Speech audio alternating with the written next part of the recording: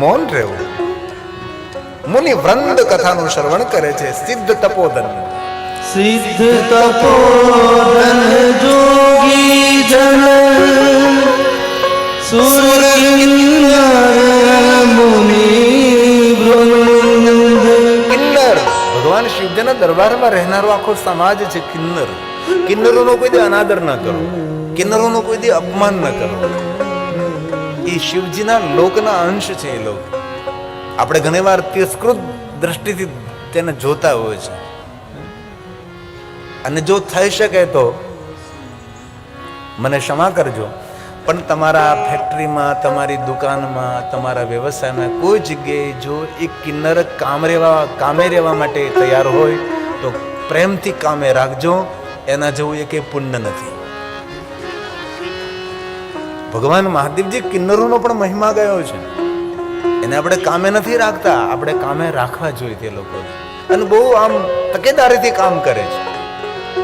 અત્યારે તો ભણેલા ગણેલા કિન્નરો બધા મોટા મોટા શોપ ચલાવે છે, મોટા મોટા પેલા શોપિંગ મોલ ચલાવે છે. ભણી ગણીને ખૂબ આગળ વધ્યા છે એ લોકો, પણ તેનો તિરસ્કાર ન કરો. એક ભગવાન મહાદેવના લોકમાંથી આવેલી એ જાતિ છે, અને બહુ પ્રણમ્ય જાતિ છે, જેને આપણે તિરસ્કારની દ્રષ્ટિથી ઘણીવાર જોત નહીં, કોઈ ભૂલથી પણ નહીં. બહુ દોષ લાગે, બહુ પાપ લાગે છે. એ પણ કોઈનો દીકરો, કોઈની દીકરી હોઈ શકે છે. એ પણ કોઈ માતા પિતાનું લાડલું સંતાન હોઈ શકે છે. તેથી તિરસ્કાર નહીં કરવાનો.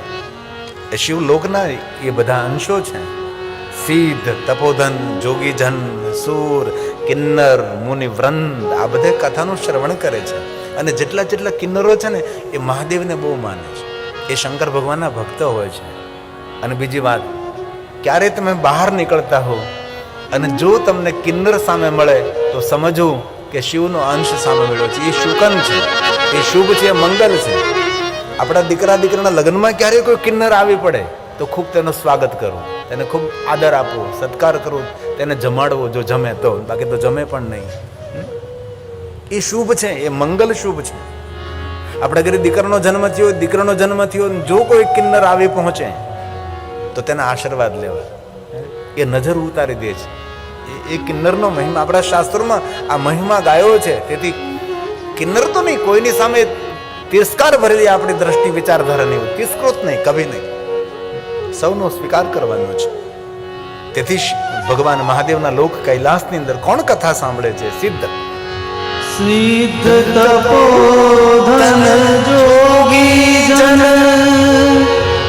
સુર કિન્નર મુનિ વૃંદ. બસહી તહા સુકૃતિ. પુણ્યવાન જીવાત્મા, સુકૃતિ મતલબ પુણ્યવાન જીવાત્મા ત્યાં નિવાસ કરે છે અને કથાનું શ્રવણ કરે છે. સેવહી શિવ સુખ કંદ. બસહી તહા સુકૃતિ સકલ. સેવહી શિવ સુખ કંદ. તેથી કોઈ પણ પરંપરામાં, કોઈ પણ વિચારધારામાં આપણે હોય, અન્ય વિચારધારાઓની નિંદા ન કરે. દરેક વિચારધારા શ્રેષ્ઠ છે, દરેક સંપ્રદાય શ્રેષ્ઠ છે, દરેક સંપ્રદાયના આચાર્યો પણ શ્રેષ્ઠ છે, તેમની પરંપરા શ્રેષ્ઠ છે. પણ આપણે કોઈનો તિરસ્કાર નહીં કરો. પણ હજી પણ આ વર્તમાન યુગોની અંદર આવા માણસોને હું ઓળખું છું. નહીં, કથા કહેતા મને 30 વર્ષ વીતી ગયા. કથામાં મેં કોઈ દિવસ કોઈનો તિરસ્કાર નથી, કોઈ સંપ્રદાયની નિંદા નથી કરી. શા માટે ભાઈ? તેથી દરેક મનુષ્ય માત્ર યાદ રાખવું જોઈએ કે આપણો પ્રારંભ શિવ છે, આપણું જીવન પણ શિવ છે અને અંત પણ ભગવાન શિવ છે. તેથી કોઈ પણ વિચારમાં આપ હો. હમણાં એક છોકરો મને મળવા આવ્યો હતો, યુવાન નહીં, કિશોર હતો. એ મને પૂછતો હતો કે કંઠી સાથે રુદ્રાક્ષ પહેરી શકાય? મેં કીધું કંઠી સાથે, કંઠીને રુદ્રાક્ષને કઈ તકલીફ છે? ત્યાં કંઠી પહેરી છે એ પણ તું પહેરી રાખ અને સાથે રુદ્રાક્ષ પણ પહેર, તો નીલકંઠ વર્ણિની પણ કૃપા રહેશે અને નીલકંઠ મહાદેવની પણ કૃપા રહેશે. કંઠી એ નીલકંઠ વર્ણિનું પ્રતીક છે. નીલકંઠ વર્ણી ભગવાન સ્વામિનારાયણ, અને નીલકંઠ એ મહાદેવ છે. તેથી બંનેની કૃપા તારા પર રહેશે.